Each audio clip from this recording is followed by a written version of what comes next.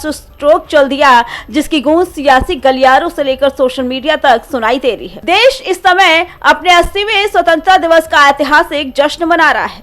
प्रधानमंत्री नरेंद्र मोदी ने लाल किले पर 13वीं बार तिरंगा फहराया। इस बार का जश्न और भी खास रहा क्योंकि लाल किले पर पहली बार ऐतिहासिक रूप से वंदे मातरम का गान हुआ, जिसने हर भारतवासी के सीने को गर्व से चौड़ा कर दिया। अपने ओजस्वी भाषण में पीएम मोदी ने साफ कर दिया कि अब भारत रुकने वाला नहीं है। देश को अब अपनी छोटी छोटी जरूरतों के लिए भी किसी दूसरे देश पर निर्भर रहने की जरूरत नहीं, बल्कि हमारा लक्ष्य आत्मनिर्भर और अजेय भारत है। लेकिन इन सब के बीच असल सियासी भूचाल तब आया जब एक तरफ देश के भीतर कुछ लोग विदेश नीति पर सवाल उठा रहे थे और दूसरी तरफ समंदर पार का हमारा पक्का यार इजराइल भारत के झंडे गाड़ रहा था। सोचिए, एक तरफ भारत में इजराइल के राजदूत रुवेनार ने बाकायदा हिंदी में देशवासियों की स्वतंत्रता दिवस की शुभकामनाएं दी, तो वहीं दूसरी तरफ इजराइल के बड़े बड़े डिप्लोमेट्स अचानक मुंबई के बीचों बीच रेलवे स्टेशन पर उतर आए। जी हाँ, मुंबई के CSMT स्टेशन पर इजराइल के deputy consul general Abhishek heifer खुद आम जनता के बीच पहुंच गई और अपने हाथों में भारतीय तिरंगा बांटना शुरू कर दिया।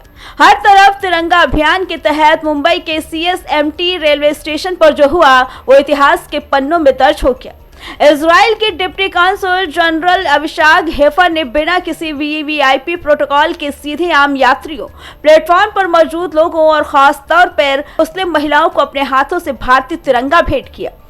उन्होंने हर नागरिक को मुस्कुराते हुए भारत के 80वें स्वतंत्रता दिवस की बधाई दी। ये सिर्फ एक झंडा बांटने की घटना नहीं थी, बल्कि ये भारत इजराइल की गहरी दोस्ती और भरोसे का वो टच था जिसने वहां मौजूद हर शख्स का दिल जीत लिया। एक तरफ इजराइल के डिप्लोमेट्स का भारत के रेलवे स्टेशनों पर वंदे मातरम के सुरों के साथ जुड़ना और दूसरी तरफ आम जनता को झंडे बांटना, यह आलोचकों के मुंह पर करारा तमाचा था। एक तरफ जहां कुछ लोग देश की नीतियों और विदेश नीति का मजाक उड़ाने में लगे हैं, तो वहीं दूसरी तरफ इजराइल का प्रतिष्ठित अखबार यरूशलेम पोस्ट आज भारत की ताकत, उसकी बेमिसाल ग्रोथ और मजबूत इंफ्रास्ट्रक्चर का डंका पूरी दुनिया में पीट रहा है। साफ है, मोदी के नेतृत्व में आज का भारत सिर्फ अपने दम पर नहीं जी रहा, बल्कि पूरी दुनिया भारत की इस धमक को सलाम कर रही है।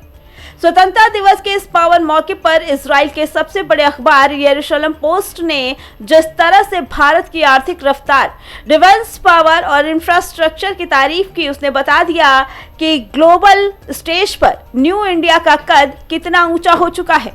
एक तरफ पीएम मोदी देश को अंदर से फौलादी बना रहे हैं, तो दूसरी तरफ दुनिया के ग्लोबल सुपर पावर भारत के साथ कंधे से कंधा मिलाकर खड़े हैं। यही है आज के नए भारत की असली ताकत। इस पूरी खबर पे आपका क्या कहना है, कमेंट करके जरूर बताइए। Bureau report,